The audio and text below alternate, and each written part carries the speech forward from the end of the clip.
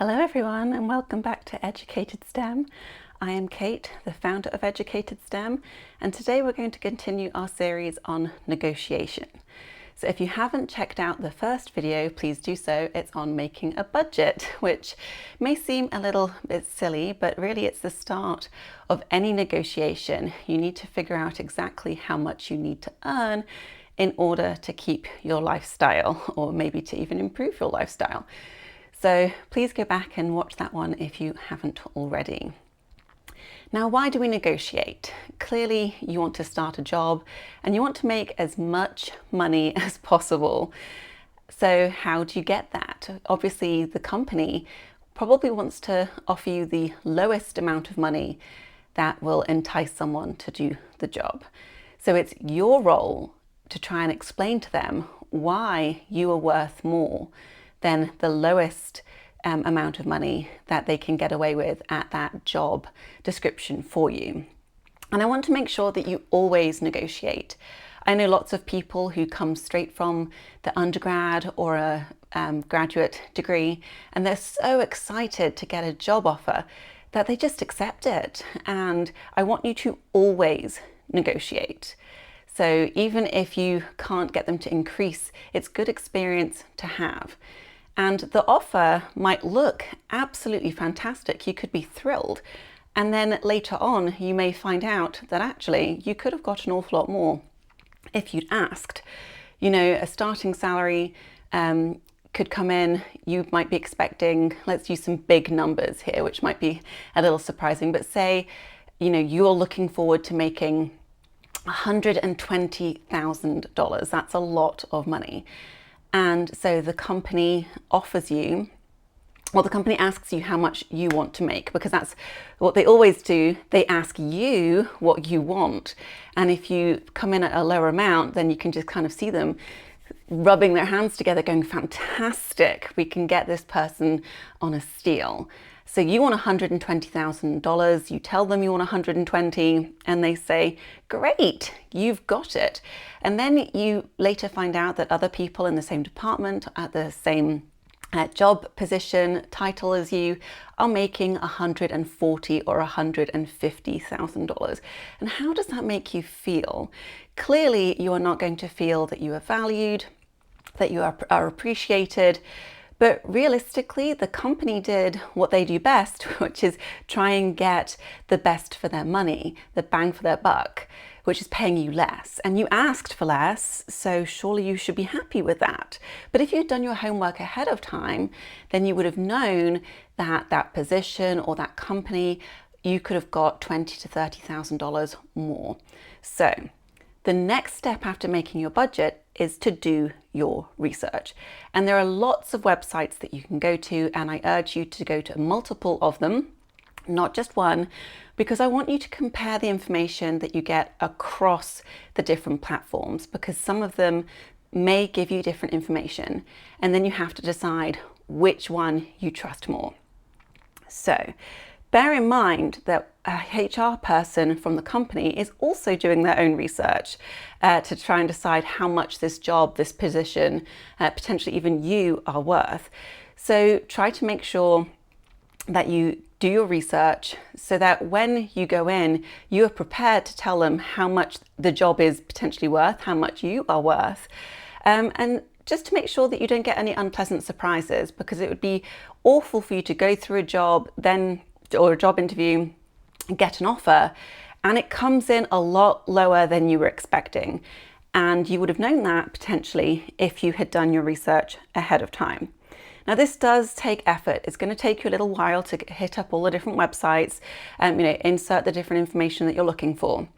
But if it gets you a higher salary of maybe $10,000 a year, then that may be worth taking 30 minutes, maybe an hour to try and get that information. Would it be worth it to you?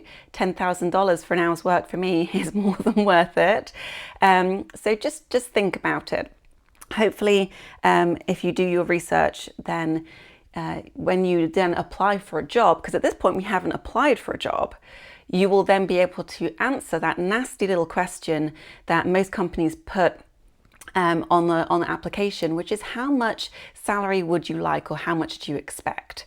Now, there are ways around getting around that question, and we'll talk about that.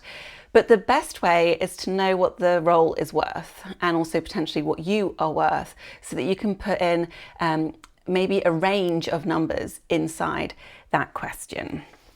So you also want to think about the take-home pay, because I know the first time I was offered a job, I thought, oh, that sounds like a wonderful amount of money. That's great. But I hadn't taken into account all the taxes, the amount of money they take out, for a pension, for benefits and other things. But there are websites that you can go to where you can actually figure out what that is ahead of time, so you don't get a nasty surprise. And we're going to cover that in this video too. So the first two websites I'm going to mention, I'm fairly sure you've probably all heard of. The first is Glassdoor.com, and then the second is Indeed.com. So Glassdoor, I think it might be the first place that you go to. But I want to give you a word of caution, because some of the information on Glassdoor has been put in by individuals like you and I, and it might not be correct. I have gone in before to a job that I actually had, and I was the only person with that job description and that title at the company at the time, and somebody had gone in and put my salary $25,000 lower than it actually was. So I don't know, why or who they were who did that, but because of that, I know that some of the information in Glassdoor can be wrong. So please just make sure that when you look at the information, you do compare it to other platforms, just to make sure that it's correct or similar across the board. Now, the fun thing about Glassdoor is that it will give you a variety of information. It will give you, job titles, the potential wage, the benefits. It will give you reviews. So people who've worked there before could have given them a star rating or given them a review. So go ahead and read some of those reviews. Now, obviously, you have to take some of them with a pinch of salt. If someone has left the company and it's been an awkward parting or hasn't been on the best terms, then yes, it might give you a bit of a giggle, but you have to realize it might be a little biased. So, just read the information, gather what you can, but also decide what you are going to take out of that information. They also have a salary calculator function, and it will help you estimate what you're going to be paid for each of the different companies, the position, the location, and your experience level. This is really key, because a lot of the time you're looking at the range, and I know everyone's like, oh, I want to get the top of the range. That's fantastic, but that's probably for someone who's experienced in that role, who might have worked there for a number of years. So if you're not bringing that experience in, then you're probably going to be looking at the lower end of the range. And so I just need you to be a little bit practical. And yes, I love optimism, but let's have a realistic idea of what you might be offered. Indeed.com is a wonderful website, and it advertises a lot of jobs, and it always includes the salary range, which for me is fantastic because you know what you're getting ahead of time. They also have dedicated pages where you can see salary information for the best paying role and best paying companies in the different industries that you might be interested in. There's a salary calculator and also information on various popular careers. It also tells you about the career sector. So it would be very annoying if you decided to go down a career path and found out that, in the next 10 years, that career might not even exist. So check it out, make sure that the career you're thinking of going into is going to be a healthy growth in the next 10 years, because otherwise you're going to be in a pickle when your job gets cut. The next website is salary.com. So clearly from that title, it's all about money. And I love this website. So you can go in, you can insert a job title and then the location where you either currently are or where you want to work. And then you just see the results and they just come in. They will also provide alternative job titles because different companies might call different roles different things. And so you might be excluding a lot of information if you just focus on one title. It might then help you to go back to Glassdoor and Indeed with these alternative titles so you can go and gather more information. What's really cool is it will give you a kind of a graph, and it will have kind of a curve, so you can see, if you're kind of mid-range, this is the median. If you think that you're going to be, up in the upper range, then it will show you what the 10th percentile is, and then it goes the opposite way as well. But you can also add in information, so the location of where you want to be, your years of experience, your education, whether you've had direct reports, and whether you've had good performance reviews in the past.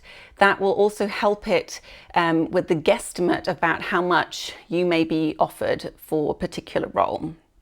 And obviously, be honest. If you think that you are fantastic, then obviously you tell it that you are, the ultimate performer.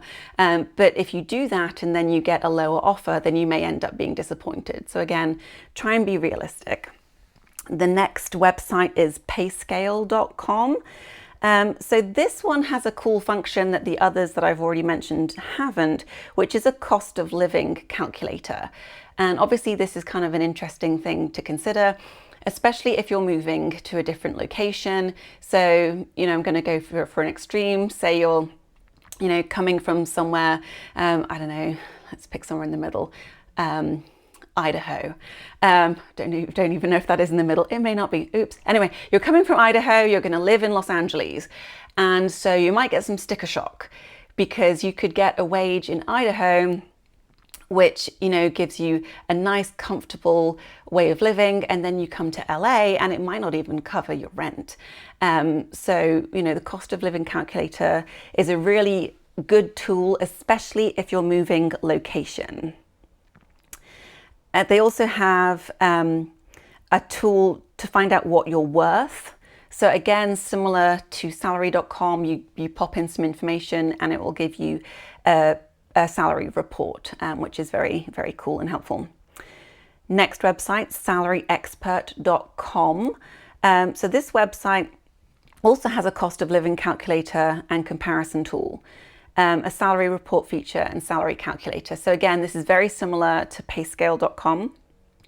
I'm going to give a couple of websites which give kind of an overview of information, but even so, it's very helpful. So the first is the Bureau of Labor Statistics, which is bls.gov/OOH. And so this gives very generic information. So, you're thinking about becoming a lawyer. It's got a page on lawyers. It will talk about the education requirements. It will have the salary range that you can expect and different things there. So if you're kind of thinking large and then getting more granular, then this is a fantastic website to begin with. The next one is myplan.com, which is a career database, which has lots of information on careers, job titles, and also a salary calculator. Now, the final website I'm going to mention, you absolutely have to go to. If you ignore some of the ones in the middle that I've just mentioned, fair enough. You can't do everything. But this one, please, you have to check it out. Paycheckcity.com. And so this again has different calculators that you can use, but it will give you an estimate of your federal and state taxes from your salary. So you can kind of figure out, this is what will come in my paycheck after they remove the taxes. But then you also have to consider, if you're paying for benefits or if you're putting money away for when you retire, you also have to consider those deductions. So that might still not be the amount that you get at the end of your 2-week or your monthly, or however often you get paid for your paycheck. So paycheckcity.com. It's a really wonderful tool. I recommend that you go to it. So in an ideal situation, because this is me and I love my data, I would just set up a really quick spreadsheet, each of the different websites, the salaries that come through, and any of the different information so that you can kind of compare. And that way, when you go through into a negotiation, you can actually say, you know, this is the information that I got ahead of time. So I was really hoping that a salary of X amount of money would be suitable for someone of my experience. So anyway, I think that's probably enough for you to be getting along with. So going to do your research is a really important part of the negotiation. You do this before you apply for the job. Again, they're going to ask you that question. So they already have a figure before they even consider you for that role. So thank you for joining me. Remember to like the video if you found this helpful, and follow me on my other platforms. Next time, we're going to talk about deciding your target salary and negotiation range. So please join me again. Thank you.